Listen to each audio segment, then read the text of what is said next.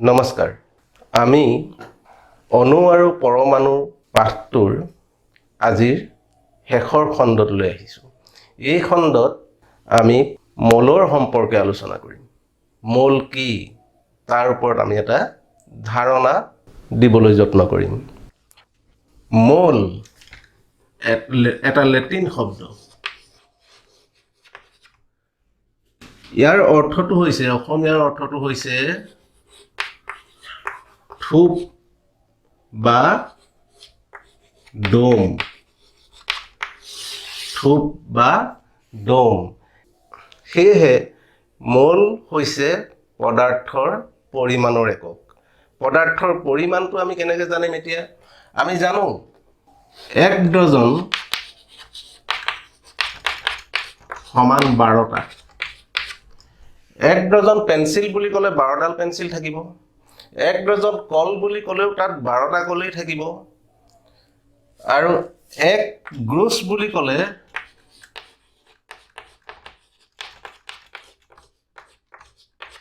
144টা থাকে ঠিক তেনেকৈ 1 মোল বুলি ক'লে আমি জানিব লাগিব কি যিয়ে নহওক অণু পৰমাণু বা পদাৰ্থৰ কণিকা 6.022 into 10 to the power 23 টা আমাক যদি কয় 1 মোল পানী কিমান অণু আছে তেতিয়া আমি ক'ব পাৰিম যে 1 মোল পানীত 6.022 into 10 to the power 23 টা 1 মোল বুলি ক'লে তাত থকা কণিকাৰ সংখ্যা সদায় নিৰ্দিষ্ট এইটো 6.022 into 10 to the power 23 এইটো এটা বৰ ডাঙৰ সংখ্যা গতিকে এইটোক আমি যদি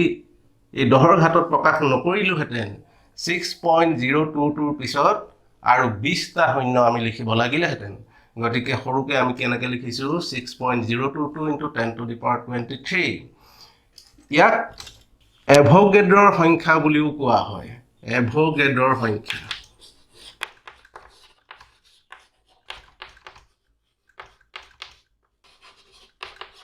বা এভোগাড্ৰৰ ধ্ৰুৱক বুলিও জনা যায় আৰু ইয়াৰ চিনটো আমি এনে ধৰণে দিওঁ NO এভোগাড্ৰৰ নামটো আহিছে ইটালীৰ এজন বিজ্ঞানীৰ সন্মানাৰ্থে এই এভোগাড্ৰৰ ধ্ৰুৱকটোৰ নাম দিয়া হৈছে এভোগাড্ৰৰ ধ্ৰুৱক এতিয়া আমি মোল আৰু কণিকাৰ সংখ্যাৰ সম্পৰ্ক পালো 1 মোল আমাক যদি কয় 1 মোল হাইড্ৰোজেন 1 মোল হাইড্ৰোজেন পৰমাণুত কিমান সংখ্যক পৰমাণু আছে তেতিয়া আমি কম 6.022 into 10 to the power 23 টা পৰমাণু থাকিলে তাক আমি 1 মোল বুলি কম 1 মোল হাইড্ৰোজেনৰ ভৰ কিমান হ'ব হেতু আমি জানিব লাগিব ভৰ হিচাপত কিমান হ'ব আমি জানো হাইড্ৰোজেন পৰমাণু এটাৰ ভৰ হৈছে 1 U গতিকে এই U এটা পৰমাণুৰ ভৰ আছিলে U এতিয়া 6.022 into 10 to the power 23 টা পৰমাণুৰ ভৰ হ'ব U2 ঠাইত আমি গ্ৰাম দি দিব লাগিব 1 গ্ৰাম তেতিয়াহ'লে 1 মোল হাইড্ৰোজেনত থকা পৰমাণুৰ সংখ্যা হ'ব 6.022 into 10 to the power 23 আৰু ভৰ হিচাপে 1 মোল হাইড্ৰোজেনৰ ভৰ হ'ব 1 গ্ৰাম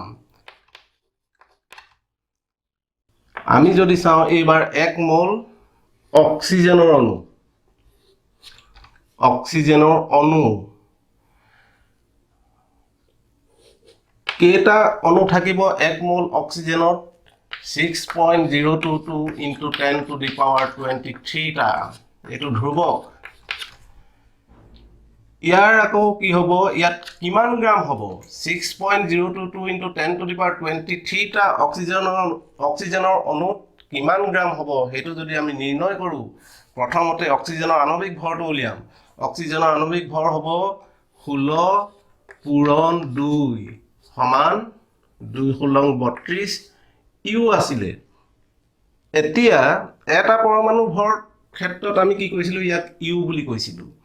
কিন্তু এতিয়া আমি 6.022 into 10 to the power 23 টা পৰমাণু ভৰ হ'ব 32 ইউটো আঁতৰাই তাৰ ঠাইত আমি কি লিখিব লাগিব গ্ৰাম লিখি দিলেই হ'ব এনেকে আমি যদি চাও 1 মোল পানীৰ আণবিক ভৰ কিমান ইয়াত 1 মোল পানী কিমান থাকিব পানীৰ অণু 6.022 into 10 to the power 23 টা থাকিব আৰু ইয়াৰ ভৰ কিমান হ'ব আমি যদি উলিয়াও আণবিক ভৰটো পানীৰ আণবিক ভৰ আছিলে যেহেতু H2O 1 পূৰণ 2 যোগ অক্সিজেনৰ পাৰমাণবিক ভৰ আছিলে 16 গতিকে 16 যোগ কৰিলো এটো পালো 18 কিমান পালো গ্ৰামত প্ৰকাশ কৰি দিব লাগিব তেতিয়া হলে ইয়াক আমি গ্ৰাম আণবিক ভৰ বুলি ক'ব পাৰো গতিকে 1 মোল পানী অণুৰ ভৰ হ'ব 18 গ্ৰাম এতিয়া আমি কণিকাৰ সংখ্যা মোল পদাৰ্থৰ পৰিমাণ আৰু ইয়াৰ ভৰৰ লগত সম্পৰ্কবোৰ আমি উলিয়াব পাৰিম আৰু আমি এটা প্ৰশ্ন লৈছো আমাক দিছে মোলাৰ ভৰ গণনা কৰা 1 নম্বৰটো হৈছে HNO3 আৰু 2 নম্বৰটো হৈছে C2H2 বা ইথাইন এটো নাইট্ৰিক এসিড আমি ইয়াৰ পূৰ্বতে আণবিক ভৰ কেনেদৰে গণনা কৰে শিকি আহিছো ইয়াতো একেই কেৱল তাত আমি আণবিক ভৰত কি দিছিলো এককটো ইউৰে লিখিছিলো এতিয়া আমি সেই ইউ ঠাইত কেৱল গ্ৰাম লগাই দিলেই মোলাৰ ভৰ গণনা কৰা হৈ যাব আমি চাও ইয়াত HNO3 হাইড্ৰোজেনৰ পাৰমাণবিক ভৰ হৈছে 1 যোগ নাইট্ৰজেনৰ পাৰমাণবিক ভৰ হৈছে 14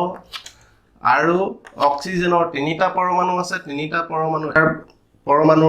পাৰমাণবিক ভৰ হৈছে 16 আৰু 3টা পৰমাণুৰ কাৰণে পূৰণ 3 কৰিলো এটো কৰি দিলে পাম আমি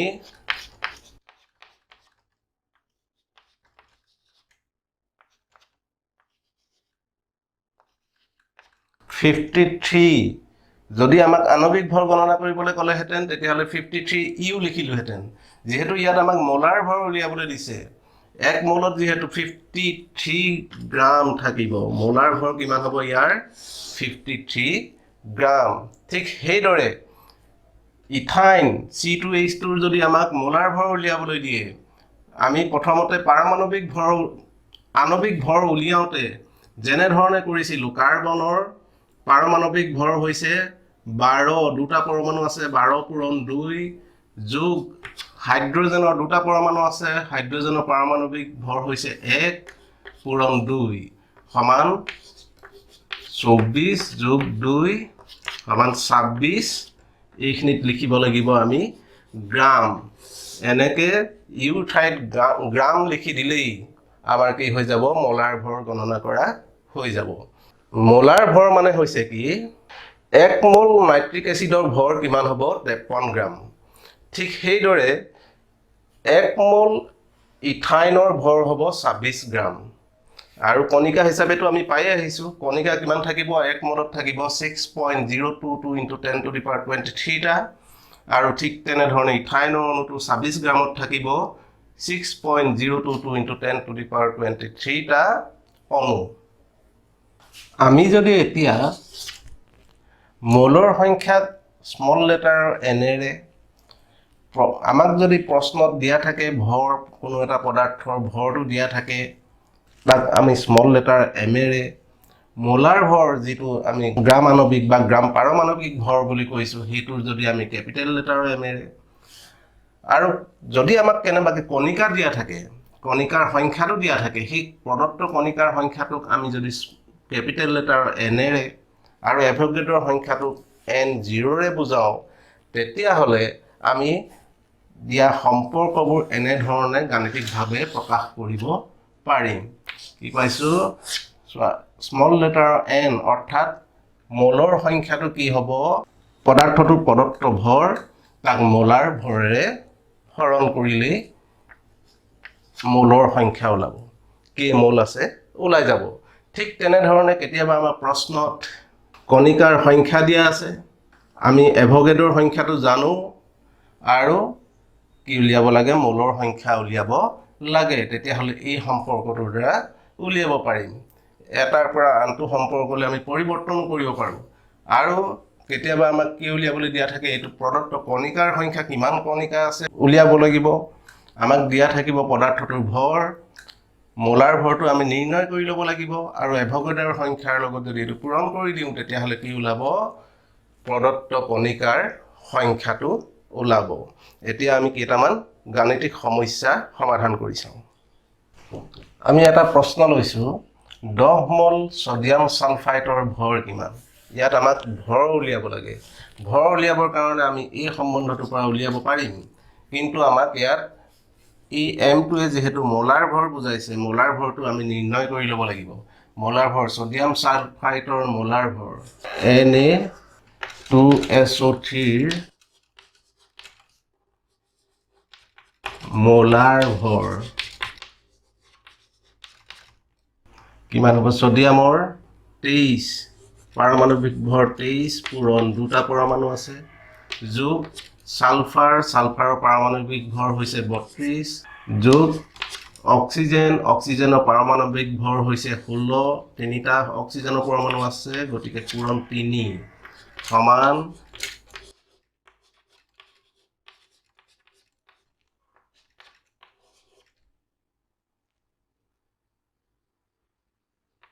126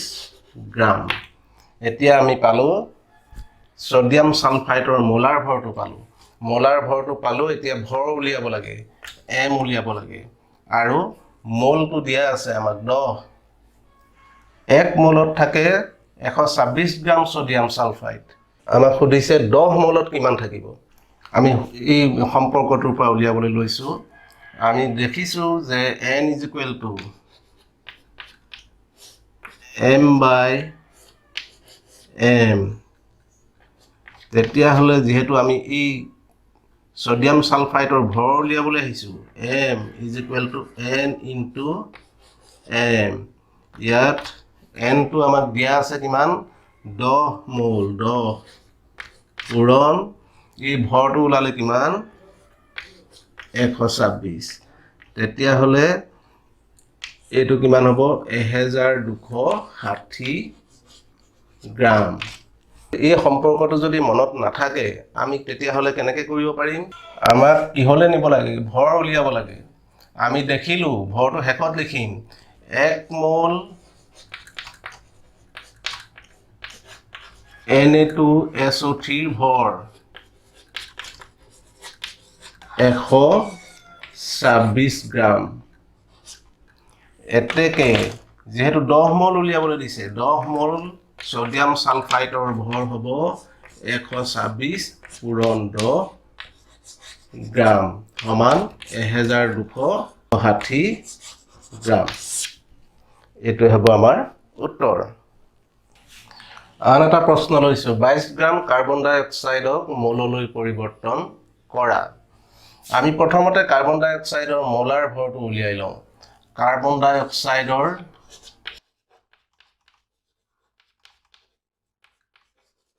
মোলাৰ ভৰ সমান কাৰ্বনৰ পাইছো আমি জানো পাৰমাণৱিক ভৰ 12 অক্সিজেনৰ 16 দুটা পৰমাণু আছে পূৰণ 2 সমান 12 যোগ 32 সমান 44 গ্ৰাম এতিয়া মোললৈ পৰিৱৰ্তন কৰিব লাগে 44 গ্ৰাম কাৰ্বন ডাই অক্সাইডত হ'ব 1 মোল গতিকে আমি লিখো এইখিনিত 44 গ্ৰাম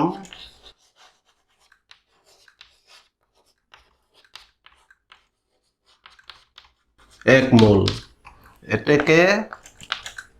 1 গ্ৰাম কাৰ্বন ডাই অক্সাইডত হ'ব 1/44 44 ভাগৰ 1 মোল এতেকে আমাক দিয়া আছে 22 গ্ৰাম কাৰ্বন ডাই অক্সাইড গতিকে 22 গ্ৰাম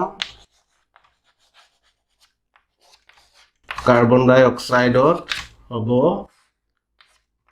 44 ভাগৰ 1 পূৰণ 22 মোল এইটো লঘিষ্ঠ আকাৰে নিলে পাম 2/44 গতিকে এইটো পালোগৈ 2/1 মোল অৰ্থাৎ আমি লিখিব পাৰো 0.5 মোল এনেধৰণে উলিয়াব পাৰো এবাৰ চোৱা 0.2 মোল অক্সিজেন পৰমাণুৰ ভৰ কিমান আমি জানো অক্সিজেনৰ পাৰমাণৱিক ভৰ হৈছে 16 গ্ৰাম গতিকে 16 গ্ৰামত 1 মোল হ'ব 1 মোল অক্সিজেন পৰমাণুৰ ভৰ অক্সিজেন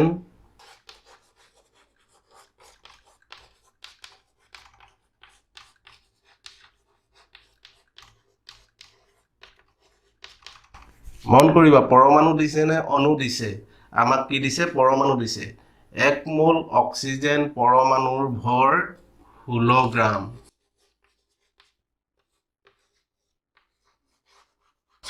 যদি 1 মোল অক্সিজেন অণু হলতেন তেতিয়াহলে ভৰ হলতেন 16 পূৰণ 2 অৰ্থাৎ 32 গ্ৰাম এতিয়া আমাক সুধিছে 0.2 মোল অক্সিজেন পৰমাণুৰ ভৰ কিমান হ'ব গতিকে 16 লগত 0.2 পূৰণ কৰি দিলে যেটো পাম সেইটোৱে হ'ব আমাৰ উত্তৰ 3.2 গ্ৰাম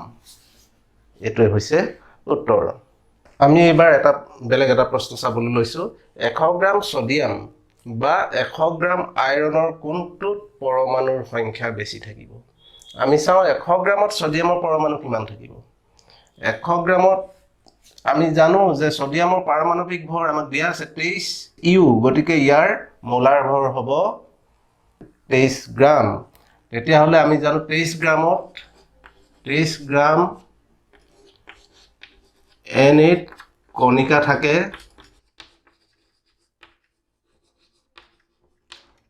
এভোগাড্ৰোৰ সংখ্যাটো 6.022 into 10 to the power 23 টা এতেকে 1 গ্ৰামত থাকিব কণিকা থাকে 6.022 into 10 to the power 23 divided by 23 এতিয়া 100 গ্ৰাম বুলি কৈছে 100 গ্ৰাম সোডিয়ামত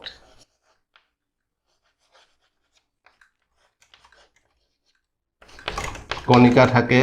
100ৰে পূৰণ কৰি দিম 23 ভাগৰ 6.022 into 10 to the power 23 into 100 ঠিক সেইদৰে মই যদি আইৰণৰ উলিয়াও আইৰণৰ আমাক পাৰমাণৱিক ভৰটো দিয়া আছে 56 ইউ 56 ইউ গতিকে আইৰণৰ মোলাৰ ভৰ হ'ব 56 গ্ৰাম আমি লিখিম 56 গ্ৰাম আইৰণত থাকে কণিকা 6.022 into 10 to the power 23 টা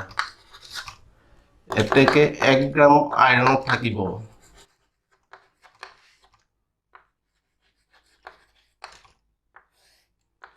6.022 into 10 to the power 23 divided by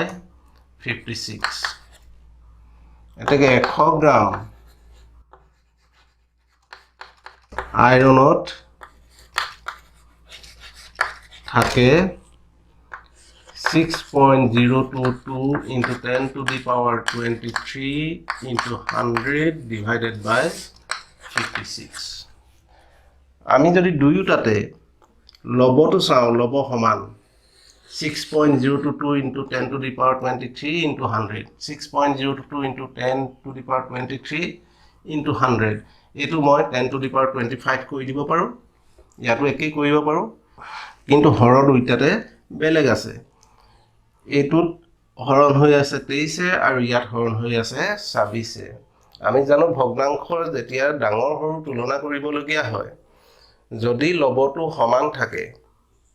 তেতিয়া হৰটোৰ যাৰ যেটো হৰু হ'ব যাৰ কম হ'ব হৰটো হেতুৱে হৈছে ভগ্নাংশ ডাঙৰ গতিকে ইয়াত কোনটো ডাঙৰ হ'ব এটো ডাঙৰ হ'ব গতিকে পৰমাণুৰ সংখ্যা কাৰ বেছি থাকিব সোডিয়ামৰ পৰমাণুৰ সংখ্যা বেছি থাকিব আমি এনেধৰণে তুলনা কৰিব পাৰোঁ